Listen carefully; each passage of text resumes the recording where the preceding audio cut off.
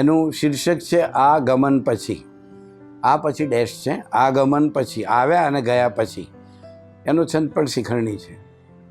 આ સોનેટ મારું પ્રથમ કાવ્ય છે એવું કહી શકીએ, જે 1970-71 હું SYBAમાં મોડાસા કોલેજમાં ભણતો અને મેં એ વખતે આ કવિતાની રચના કરેલી. એની પાછળની ઘટના એવી હતી કે મારી સગાઈ થયેલી, અને સગાઈ થયા પછી મને એવું થયું કે હું કદી ગયો નથી તો એ ગામ જાઉં.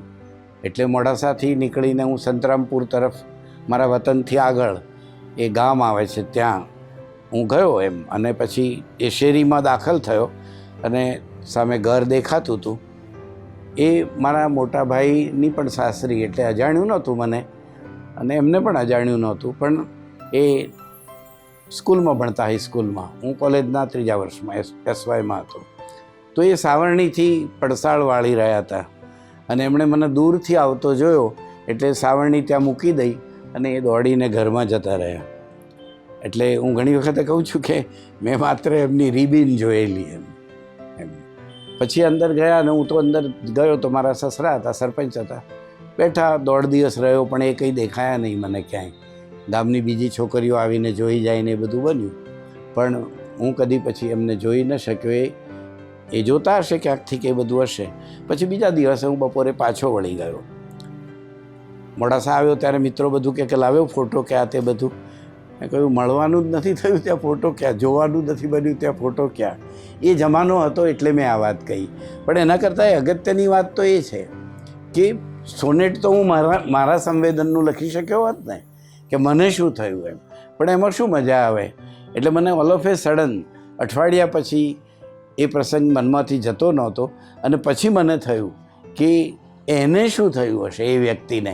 એની કલ્પના કરીને મેં સોનેટ લખ્યું કે નાયિકાને શું થયું હશે.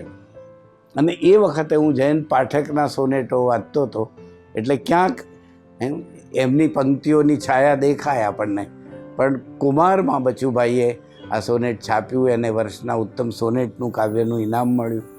TYBAમાં હું આવ્યો ત્યારે આ કાવ્ય મારા સાહેબે વર્ગમાં ચલાવ્યું. પછીના વર્ષે એમાં પૂછાયું વગેરે.